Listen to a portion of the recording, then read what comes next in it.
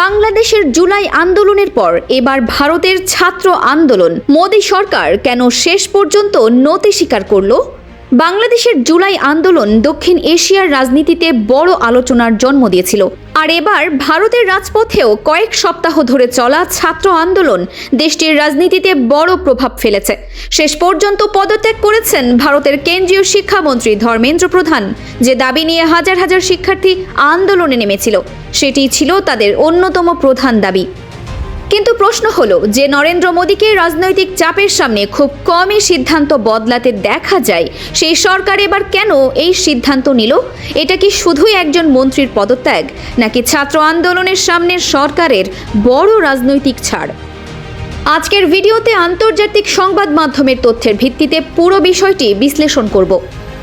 ভারতে এই আন্দোলনের সূচনা হয় জাতীয় পর্যায়ের ভর্তি পরীক্ষায় প্রশ্ন ফাঁস এবং অনিয়মের অভিযোগকে কেন্দ্র করে। প্রথমে এটি ছিল শিক্ষার্থীদের পরীক্ষা সংস্কারের দাবি, কিন্তু সময়ের সঙ্গে সঙ্গে আন্দোলনে যুক্ত হতে থাকেন আরও অনেক তরুণ, যারা বেকারত্ব, সরকারি জবাবদিহিতা এবং ভবিষ্যৎ নিয়ে হতাশার কথাও সামনে আনেন। আন্দোলন ধীরে ধীরে দিল্লি সহ দেশের বিভিন্ন শহরে ছড়িয়ে পড়ে। কোথাও অবস্থান কর্মসূচি, কোথাও মিছিল, আবার কোথাও পুলিশের সঙ্গে সংঘর্ষের ঘটনাও ঘটে। তবুও আন্দোলনকারীরা তাদের প্রধান দাবি থেকে সরে আসেননি। আন্তর্জাতিক সংবাদ মাধ্যম রয়টার্সের মতে প্রধানমন্ত্রী মোদির তৃতীয় মেয়াদের জন্য এটি ছিল সবচেয়ে বড় রাজনৈতিক সংকটগুলোর একটি। কারণ আন্দোলন শুধু একটি পরীক্ষার বিষয়ে সীমাবদ্ধ ছিল না, বরং তা যুব সমাজের ক্ষোভের প্রতীক হয়ে ওঠে। এরপর আসে সবচেয়ে বড় ঘটনা। শিক্ষামন্ত্রী ধর্মেন্দ্র প্রধান পদত্যাগের ঘোষণা দেন। একই সঙ্গে সরকার পরীক্ষা ব্যবস্থায় সংস্কারের প্রতিশ্রুতি দেয় এবং আন্দোলনকারীদের আরও কয়েকটি দাবির বিষয়ে ইতিবাচক অবস্থান জানায়। এরপর আন্দোলনের নেতারা এটিকে বড় সাফল্য হিসেবে ঘোষণা করে কর্মসূচি প্রত্যাহারের কথা জানান। এখন প্রশ্ন, মোদী সরকার কি ভয় পেয়েছিল?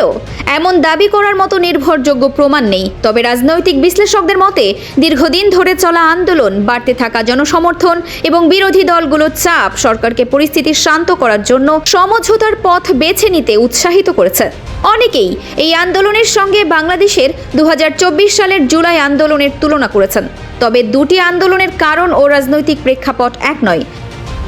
বাংলাদেশের আন্দোলনের পটভূমি ছিল ভিন্ন, আর ভারতের আন্দোলনের কেন্দ্রবিন্দু ছিল পরীক্ষা ব্যবস্থার অনিয়ম, যা পরে তরুণদের বৃহত্তর অসন্তোষের প্রতীক হয়ে ওঠে। তবে একটি মিল রয়েছে, দুই ক্ষেত্রে এই তরুণদের দীর্ঘস্থায়ী আন্দোলন সরকারকে বড় রাজনৈতিক সিদ্ধান্ত নিতে বাধ্য করেছে বলে অনেক পর্যবেক্ষক মনে করছেন।